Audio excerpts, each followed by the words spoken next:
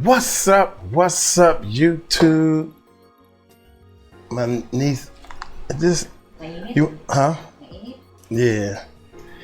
I'm trying to think, I want to see if you want to hear this song real quick? Yeah, sure. Ay, Yeah. What's up, y'all? The headphones might be a little sweaty. because it's hot. Yeah, so that you probably need to hear that. Are you recording? Yeah, we're recording. She said she's gonna do a reaction with me anyway. This is one of the workers on the channel and everything. So check this out. I forgot where I need to go to play the song. Oh, wait a minute. It's right here. Yeah. Y'all, check this out right here, man. This is I'm doing the vocals, the scratch vocals. You know, everybody make an excuse. I got a cold or something. But anyway, check this out. Here we go.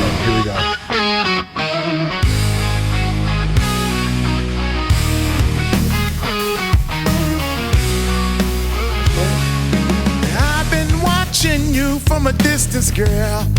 You're light of my world, but you don't even know. Every time you pass by, my heart starts to twirl. The words get stuck in my throat. It's hard to let it show. I'm bringing myself to say all the things I've been hiding away. I'm stepping out of the shadows today to let you know, I will give you anything you want in this whole wide world, just to see you smile, just to be your guy. We'll give you anything you want in this whole wide world. You're the one I need. Please believe in me, girl.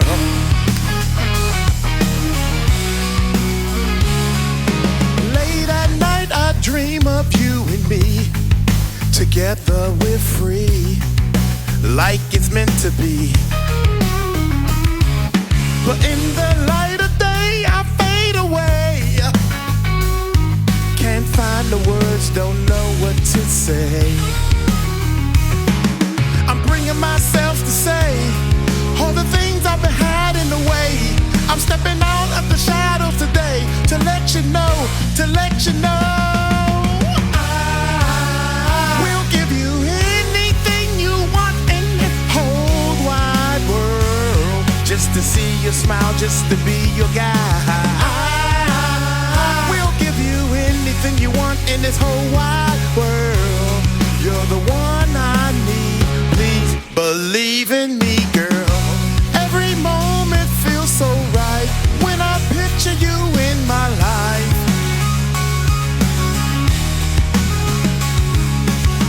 I'll be your shelter from the storm, keep you safe and keep you warm.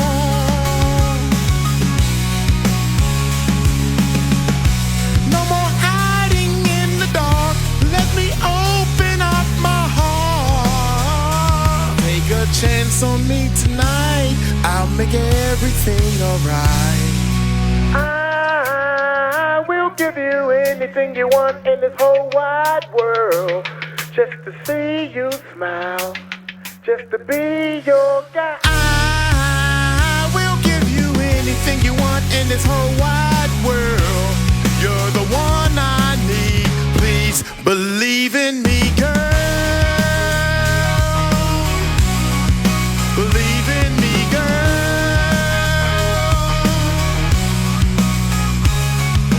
I will give you anything you want in this whole wide world. You're the one I need. Please believe in me, girl.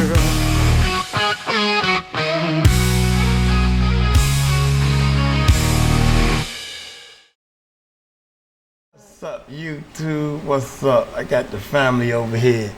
Now, What's up? You want to stay and do the reaction with me? Yeah, sure. Sure? You sure? Yeah. You don't have to now. This is long. Okay, 20 fine. minutes. No, just kidding. She said, okay, fine. She leaving. All right. I was hired to cook for Diddy. what he made me serve still haunts me today. I think Unseen Horrors, I really think that this is a made up story. You know, I just want to say that, put that out there to let people know. No resume, no questions, okay, this is some of the turn off lights. Okay, subscribe. I'm looking to see, well, maybe he said in the beginning of the video, I'm looking at the comments and stuff, you know, but anyway, without any further ado, maybe it is a true story. What do you think? Let's see if you think it's a true story or not. Maybe. Yeah, okay. Information on this video is complete. Y'all hit that subscribe button, hit that bell. Let's check this bad boy out. They say in Hollywood, the kitchens feed more than just hunger. They feed power. In the right circles, behind velvet curtains and platinum records, they whisper about a different kind of taste. One that's richer, sweeter, fresher. I used to think the worst of this town was the scandals and the betrayals. But there are kitchens here where the real elite dine on something far more sacred. And the price of serving them is a piece of your own soul. It started with a simple catering job offer. High pay, no questions. I should have known. By the time I realized what they were cooking, the guests were already asking for seconds. I've worked in kitchens my whole adult life. Not the glamorous kind you see on streaming shows. I'm talking about hot, cramped backlines in strip mall sushi spots, 2 a.m. burger joints off Sunset, and greasy taco trucks where the oil never really leaves your skin. Line cook, prep cook, weekend sous. I've worn every hat there is, except the kind that pays enough to live. Out here in LA, cooks are disposable. There's always someone younger, hungrier, or more desperate to fill your slot. You grind until your knees give out, or your soul does. I was teetering on both. So when the call came in, I almost didn't answer. Blocked number, 11:42 p.m. I was staring at the ceiling of my studio, listening to the pipes moan like they always did when the guy upstairs flushed. Something told me to pick up. The voice on the other end was calm, female, measured. She didn't introduce herself, didn't ask who I was. She just said, shucks. "You've been selected for a private culinary assignment, 1 week, full discretion, high compensation." I thought it was a scam, or one of those influencer food stunt things. I was ready to hang up. Then she said the name of my first kitchen job, a hole-in-the-wall teriyaki joint in Koreatown I hadn't thought about in years. Then she named the food truck I was on for 6 months, the exact street it parked on. She even mentioned the pop-up dinner I catered for free during lockdown, just to build my name. No one knew about that but me and the guy who hosted it. He was dead now. "You've been vetted," she said. "No resume, no paperwork, no questions. Car will arrive at 10 a.m. tomorrow. Black Lincoln. If you're outside, it means you accept." "Wait," I said. "Who are you with?" "That doesn't matter." "What kind of food?" "We don't discuss details over the phone." She paused. I could hear her breathing. Steady, indifferent. "We've had our eye on you. This is a chance to move beyond the life you know." Click. That was it. No location, no contact number, no name. Just a black car at 10 a.m. I barely slept. My brain spun in circles. One part of me screamed that this was insane. Some eyes wide shut black market organ thing or worse. The other part, the tired part, remembered I had less than $40 in my bank account and half a week of ramen left. $10,000, 1 week, one job. No more 15-hour shifts for scraps. No more pretending the city wasn't eating me alive. I should have said no. Every instinct told me to forget it, block the number and move on. But instead, I said yes. I was outside at 9:58 a.m., hands jammed deep into the pockets of my only clean jacket, heart punching slow and heavy against my ribs. The street was dead quiet. The sky hung low and gray, a flat sheet of colorless cloud pressing down over everything, not even a breeze. It felt staged, like the world was holding its breath. Then I saw it, a long black Lincoln Town car, creeping around the corner with tinted windows so dark they looked painted on. It rolled to a stop in front of me. No horn, no driver stepping out. I stood there a second too long. My stomach twisted. Finally, I opened the door and climbed in. The driver was a man in a dark cap and gloves. He didn't look at me, didn't speak, just started driving. No music, no conversation. Just the whisper of tires against pavement as the city slowly bled away into hills I didn't recognize. I lost track of how long we drove.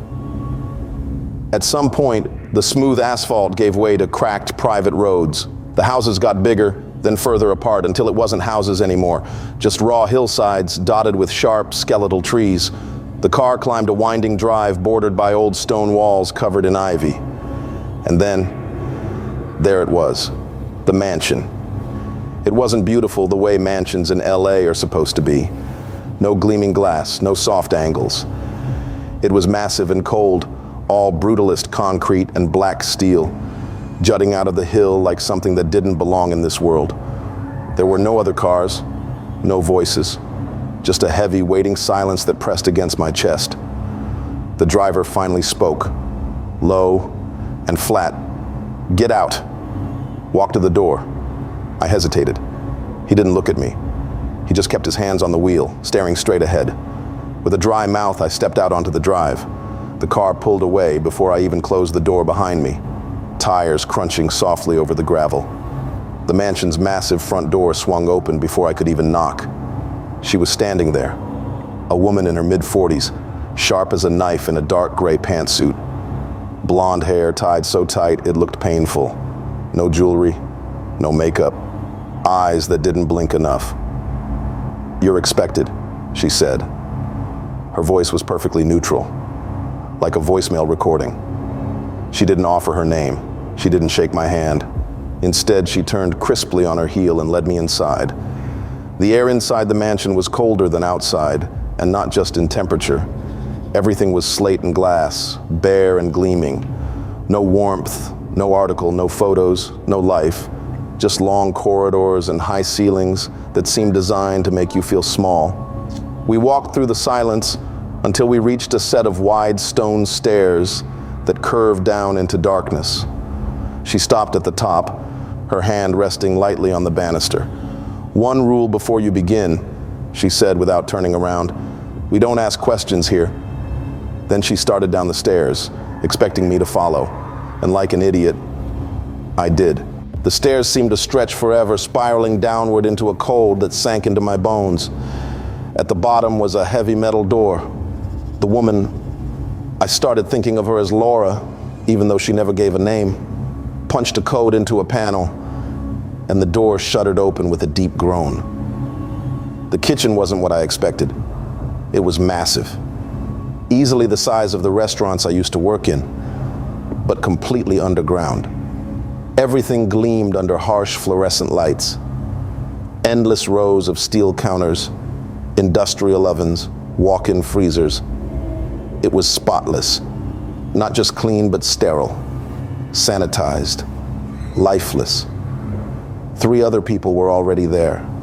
A woman chopping vegetables with mechanical precision, a tall man stirring something thick and dark in a steel pot, another hunched over a sink, scrubbing an already spotless dish. None of them looked up when I entered. No smiles, no greetings, just the rhythmic, soulless motions of work. "You'll be briefed by the head of kitchen operations," Laura said. "You follow the rules. You'll be paid at the end of the week. Any failure to comply terminates the contract immediately." I opened my mouth to ask what terminate meant, but something in her dead stare warned me not to. Instead, I just nodded. She gave the faintest hint of a smile, not warm, more like a shark baring its teeth. Then she left, the door booming shut behind her. For a few minutes, it was just the low hum of the freezers and the clatter of knives on cutting boards. And then he arrived. I didn't hear him come in. He was just suddenly there, standing at the far end of the kitchen like a shadow peeled itself from the wall. He wore a black chef's coat with no logos, no name tag. His face was familiar, sickeningly familiar, but stripped of the performative charm you'd recognize from magazines or music videos. He was older now, harder. The room seemed to bend around him. Diddy, in the flesh. But he wasn't acting like the celebrity mogul from TV. No smiles, no swagger, just cold, deliberate authority. He spoke quietly, but his voice carried, filling the sterile space like smoke. Cooking here isn't like cooking anywhere else. Food has a purpose. It isn't just nourishment, it's transformation. He paused, letting the words settle. You do exactly as you're told. You don't ask what the ingredients are. You don't ask where they come from. You prepare what's delivered. And you never, ever leave the kitchen during an event. His eyes flicked over each of us, measuring, weighing. I dropped my gaze to the floor, my throat tight. Some part of me, the part that hadn't been completely crushed by years of kitchen work, wanted to run. But I stayed. We all did. He smiled thinly, like he could smell the fear. Let's get to work. The first few hours blurred together in a haze of motion, washing vegetables that smelled too earthy, slicing cuts of meat that were dense and strangely heavy, prepping sauces thick as oil. No conversation, no eye contact. If anyone made a mistake, no one corrected them. If you dropped something, you picked it up and kept moving, praying no one noticed. The only sound was the hum of the ventilation system and the scrape of knives. Hours passed, or maybe it was days. Without windows, without clocks, time dissolved into a dull, throbbing ache behind my eyes. Then the first delivery came. It was late, well past the time any sane kitchen would be operating, when the overhead light at the service entrance flashed red. All motion in the kitchen stopped. The tall man, the one stirring the pot earlier, hurried over and opened the door without hesitation. No words were exchanged. Outside stood two figures dressed in charcoal gray coveralls, faces obscured by black masks. Between them, they carried a massive wooden crate. Not plastic, not metal. Old, rough, splintered wood, like something from 100 years ago. They heaved it inside without ceremony and disappeared back into the darkness without a word. The door slammed shut behind them with a bang that echoed through the kitchen like a gunshot. The crate reeked. Not rot, not decay, something richer, denser, sweet and metallic all at once. The others didn't hesitate. They surrounded the crate, pried it open with crowbars that must have been hidden somewhere nearby. I forced myself closer. Inside were slabs of meat, packed in ice that had already started to pink at the edges. But it wasn't the color that made my skin crawl. It was the texture. The meat was wrong. The grain was too smooth in some places, too knotted in others. Thick bands of tendon twisted in unnatural ways. Some pieces had folds or flaps that looked almost like they could have been part of a hand. No one said a word. The woman chopping vegetables earlier met my eyes for half a second. Her lips barely moved. Just cook. She said it like a prayer or a death sentence. I wanted to walk out right then. I wanted to scream, to flip a table, to demand answers. But my body moved without me. I took a slab of the meat, heavier than anything I'd ever lifted in a kitchen, and laid it on a cutting board. The knife felt like it was vibrating in my hand. I made the first slice. The meat parted cleanly, almost too cleanly. Thick, dark red juices oozed out. Not blood exactly, something thicker, something that clung to the blade. The smell got stronger, a heavy sweetness that stuck in my throat and made my stomach turn. Across the room, Diddy watched, expressionless, measuring. I kept slicing, kept breathing, kept pretending that whatever this was, it wasn't what I already knew. Deep down, it had to be. The first night of service was unlike anything I'd ever experienced. Not in Michelin kitchens, not in back alley taco trucks, not even in the chaotic hell of Hollywood after parties. We didn't serve guests directly. Everything we cooked was plated and carried away by silent runners in black gloves and earpieces. No one spoke. No one returned. It felt more like a ritual than a meal. Dishes were plated to absurd precision, tiny cuts of that strange meat stacked with hand-shaved truffle, sauces painted with brushes instead of spoons. All under Laura's watchful eye from the corner of the room, clipboard in hand, never blinking. The menu changed every hour, each one darker, richer, heavier than the last. At one point I was instructed to slow sear the cuts with visible tendon. No clarification, but I didn't ask. None of us did, not anymore.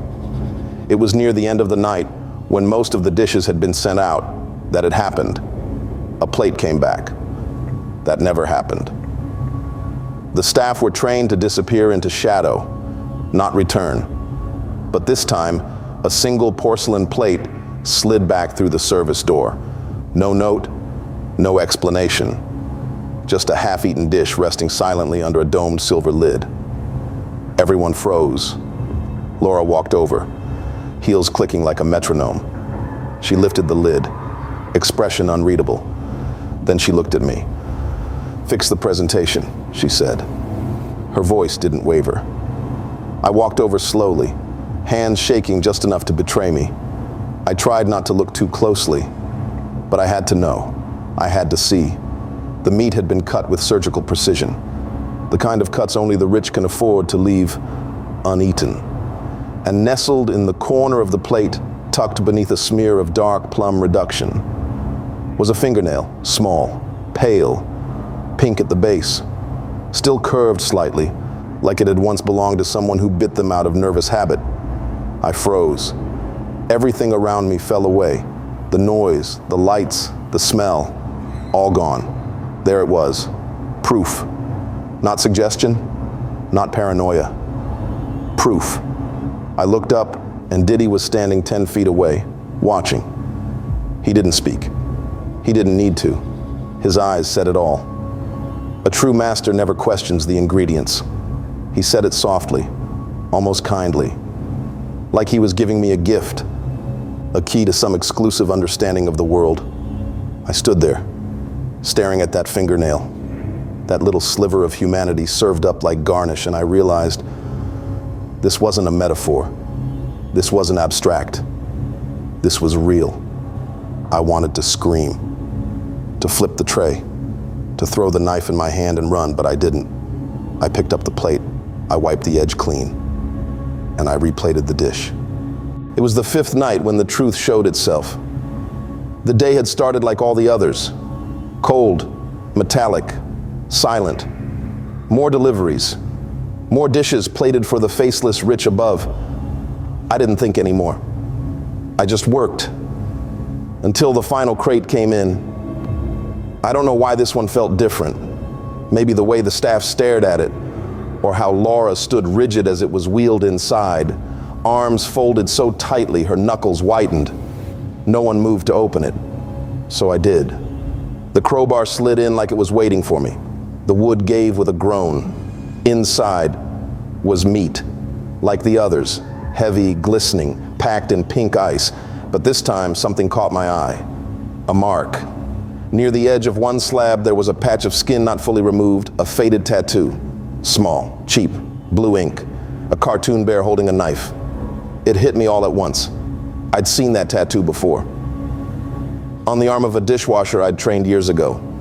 His name was Jalen. He used to joke about how dumb it was, how he got it in high school on a dare. He'd vanished one summer, just stopped showing up to shifts. No one ever found out what happened. Now I knew.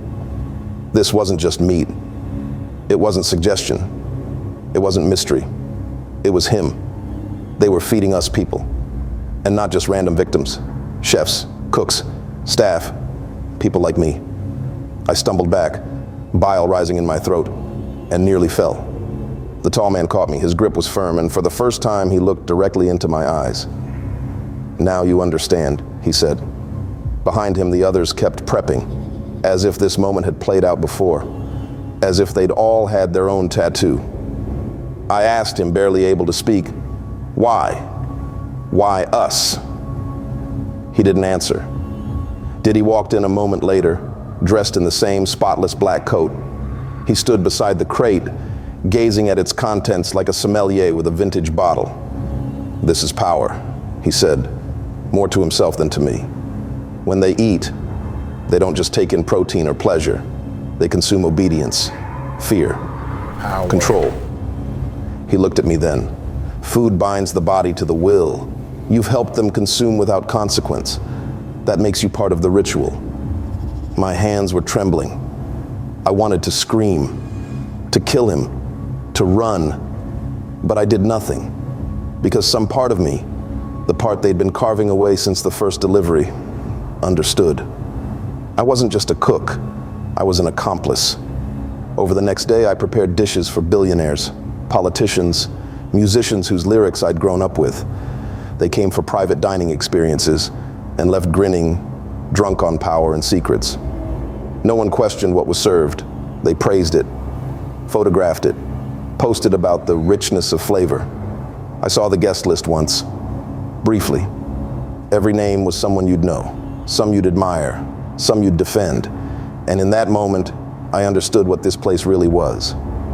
Not just a kitchen, a machine, a system designed to recycle the disposable, like me, into worship for the elite. I kept cooking, I kept plating, and when the week ended, they paid me $10,000, wired to an account I hadn't remembered opening.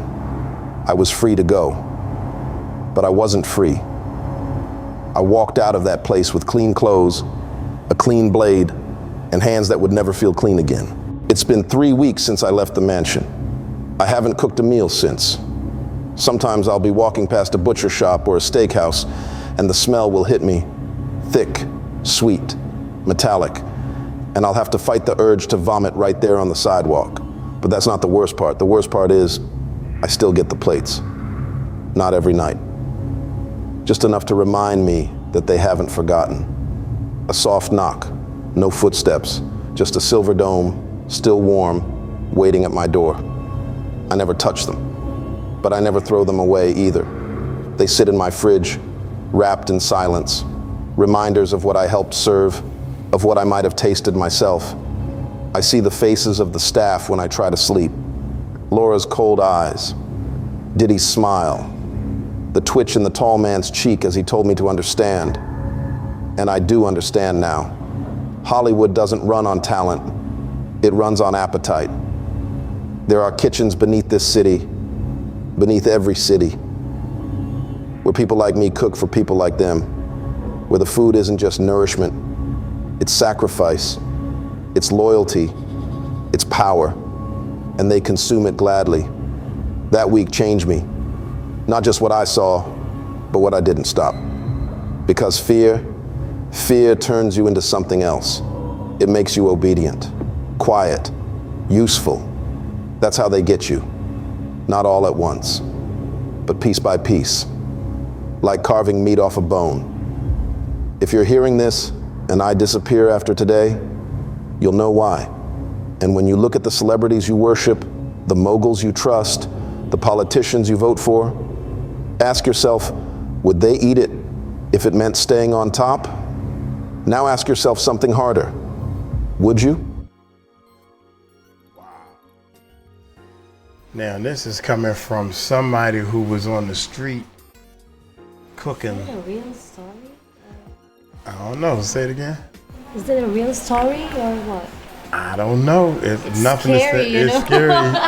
It's very scary. Yeah. But can you imagine if somebody like, I guess me, for example, seeing you was cooking hamburgers on the street, French fries and everything. Then all of a sudden I come to you and say, hey, you can get a job making more money, $10,000. And now you're cooking something you don't even know what it is. Yeah. No questions asked, no questions, just cook. Then you start Scary. realizing that you're cooking human flesh. Now here's the scary part. You're cooking human flesh for people who know that they eating human flesh. Yeah. Ew. Now everybody who says ew to human flesh eating suppose they saying, well, that's how millionaires do it. You have to eat and do things that millionaires. I don't know, man. I don't know. What a birthday gift. What a birthday gift. This is my birthday, y'all. Happy birthday, Uncle Mike. Yeah, so my niece, this is my favorite niece, y'all. Hello, everyone. Yeah, so she does a lot of work for the channel and everything. And I want to explain one thing to you soon as we finish this one video. It's my birthday. I hope y'all like the song. We played the song in the beginning. I got a rock song that I'm working on, and I got a rap little commercial rap song that I did right there. Living the dream. Hey, we're gonna get on up out of here. Y'all take it light, take it slow. You tell them, Uncle Mike. Told you so. Peace out. Yay.